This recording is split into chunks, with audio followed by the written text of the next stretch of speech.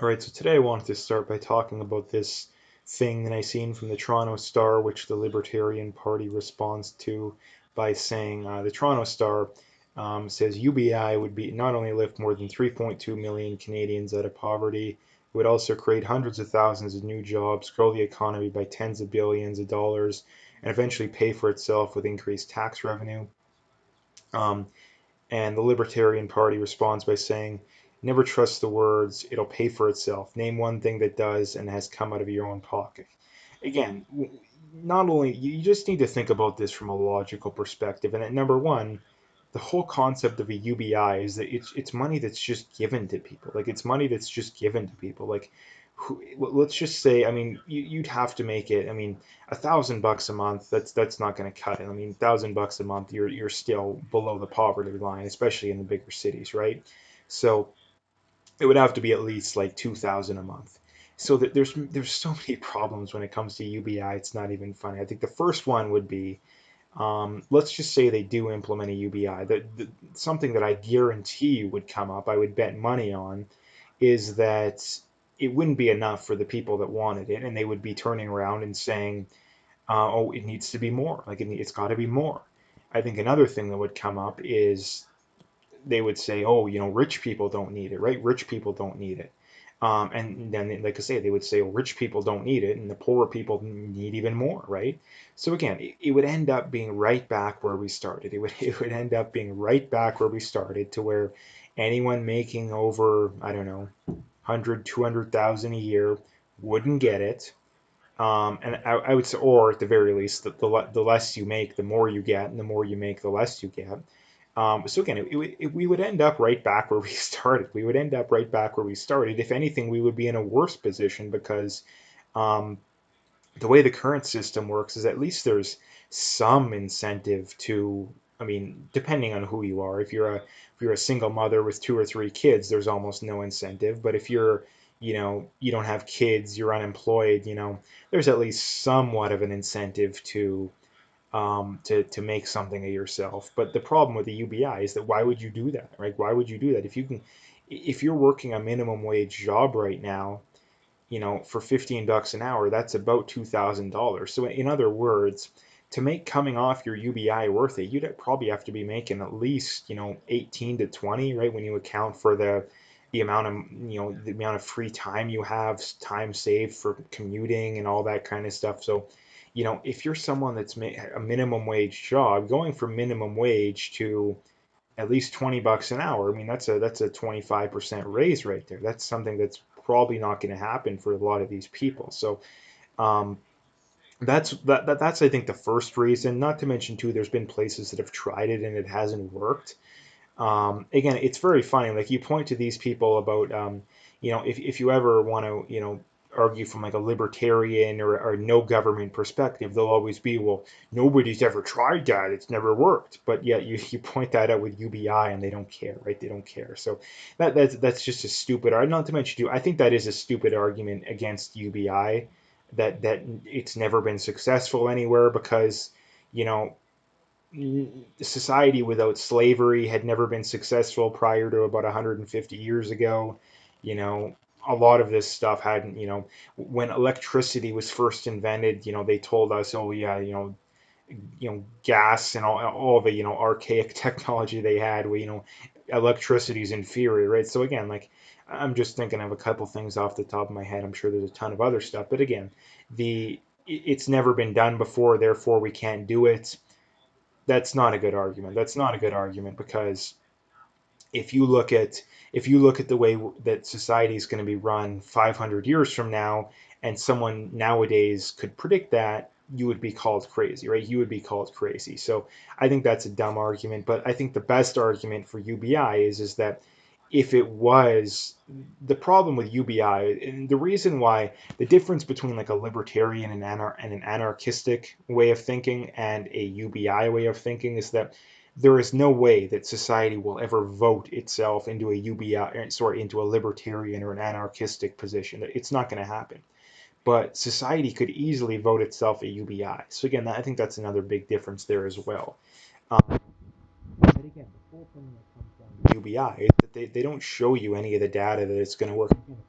if it would pay for itself, then why is it so hard to convince people to do that? And why do you have to spew out all this constant propaganda? Like if it would pay for itself, it should be very easy to tell to sell. This is the same thing when it goes to all this green energy charges.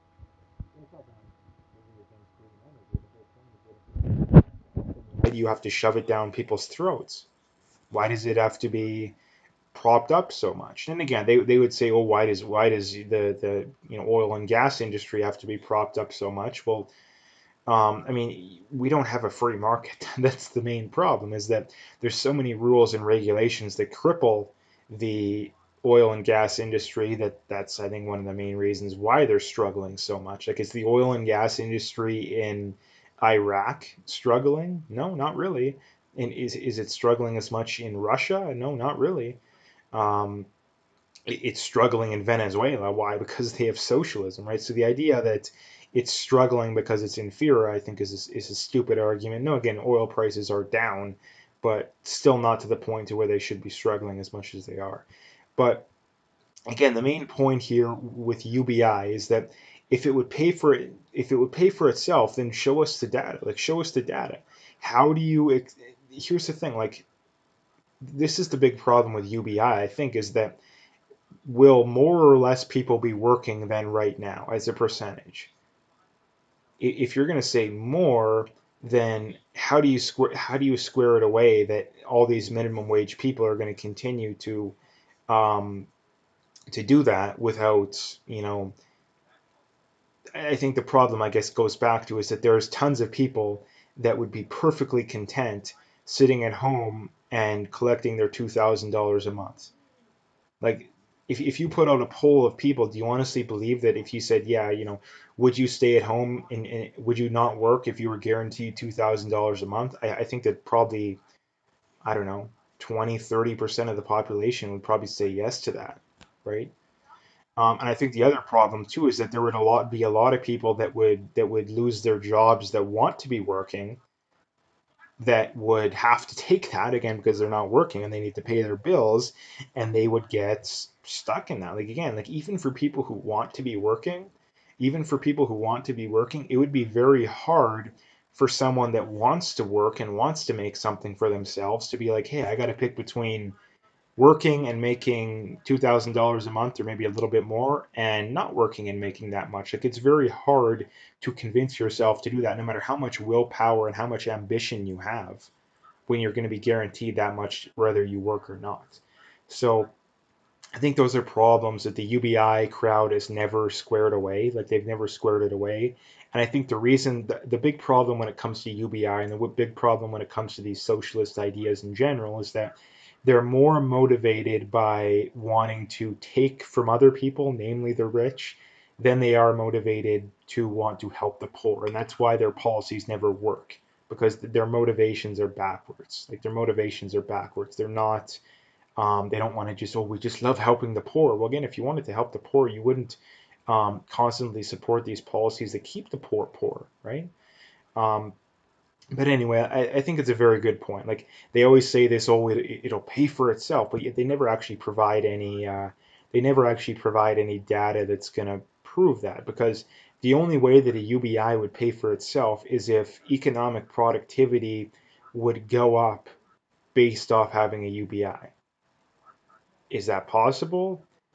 I think the big caveat here too is that the government can't just run bigger and bigger deficits every year. Here's the thing.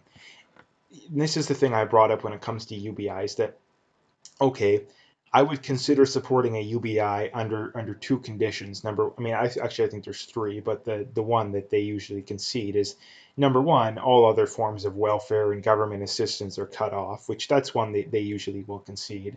But the two biggest ones are no raising the debt. And I think, given the amount of debt we're in this year, I think you'd have to bring it a lot lower than it currently is. I would say no debt that's higher than the levels of debt from like 2 or 3 years ago. So no new debt and no new taxes. If you can pay for it by doing that, by all means. But the problem is that they wouldn't be able to do that. And I think that's the way that the UBI would not work, because if the UBI would work, you wouldn't need to raise taxes, you wouldn't need to increase the debt. if it will pay for itself, then you wouldn't need to do that. And the fact that I don't think that they would be able to pull that off is just all the more reason you know that it wouldn't work.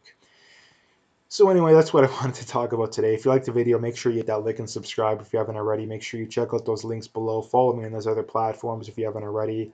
If you want to donate, you can do that as well. Like I say, at the very least, just hit that like and subscribe. Check out those links below, and have a good day.